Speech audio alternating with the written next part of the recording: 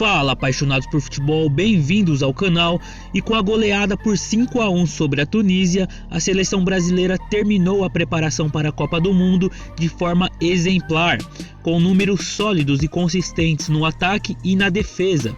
E tudo isso deixou a imprensa internacional encantada e ao mesmo tempo assustada com toda essa qualidade e tantas opções de jogadores, todos jogando em alto nível. Vamos ver o que a imprensa britânica falou sobre a seleção.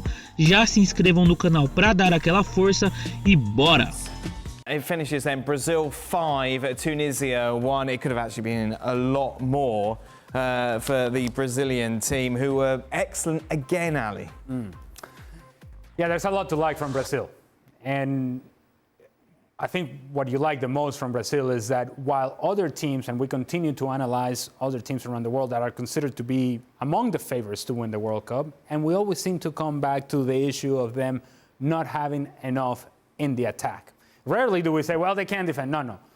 When we talk about Spain, well, do they have enough in the attack? When we talk about Germany, it's the same sort of question. And we can have that conversation about Portugal and every other team seemingly going into the World Cup.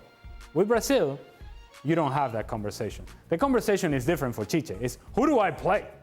How do I choose what I think is the best group of players that can be in the front three? And how do I protect them with the guys from behind? How I set them up?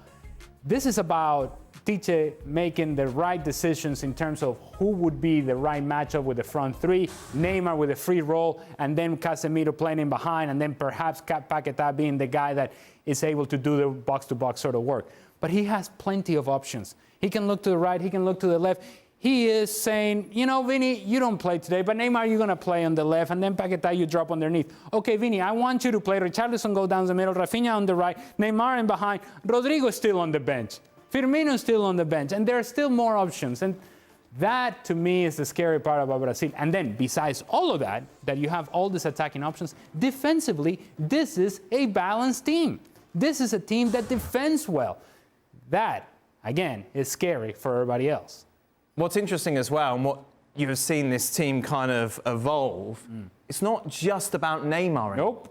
No, it really has changed to a team now. If Neymar hurts his back before a semi-final, it doesn't have the same impact that it did in 2014. Yeah. We're not crying.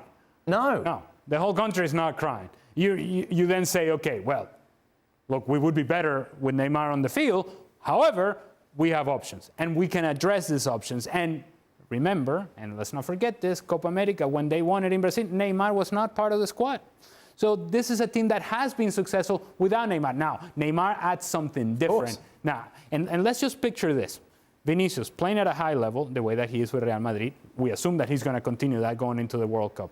Neymar playing at a high level, as he has with PSG. Let's assume he continues to do that. Richarlison playing at a high level. Rafinha playing at a high level. Yeah. And you go down the line. Jesus playing at a high level. All of these guys are playing at a high level. Then who do you focus on? Yeah. Because while in 2014 you would have said, well, we're going after Neymar. Now, who do you go after?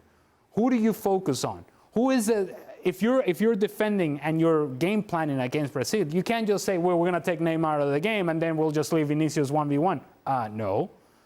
Those are the sort of decisions that other managers are going to have to make, and teams that are playing against Brazil. Even if you have a guy from the other team, opposing team, you're in a quarterfinal and you like to push forward with that right back. Are you really going to push forward with that right back when you have Vinicius running in behind you? No. So it affects everything that you do. Not only preparing for Brazil, but then what you do offensively, because you become limited since you have to figure out what Brazil is going to do. You have to respond to them first before you play your own game. And what's interesting, people say, oh, it's only Tunisia, or when Argentina beat Honduras, it's only Honduras. But we've watched so much international football, and it's so terrible most of the time that when you see these sort of performances, inevitably you're going to get excited, and you just feel that no matter who Brazil faces, they're going to come out and they're going to have the same game plan, and you have to stop us, and we're not going to adapt to you. That's exactly, and that's addressing some of the things that I just mentioned. The fact that you come onto the field knowing full well that they're not going to change. Brazil is not going to change. They're going to get after you. Brazil's not going to sit back. No, they're going to get after you. They're going to attack you, and they're going to force you to have to make decisions. And so it's so frustrating, I think, for a manager who's preparing to play against Brazil, knowing full well that you have to react to them first of all. And second of all, you don't have the players to match up with them. And so you end up just sitting behind the ball, giving the ball to Brazil. And if you give the ball to Brazil, end result is you're going to lose. And so there's every signal and sign pointing to the fact that Brazil should be the favorites going into the World Cup, and their performances certainly match so.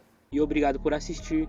Não esqueça de se inscrever no canal, deixar o like e assinar as notificações. Forte abraço.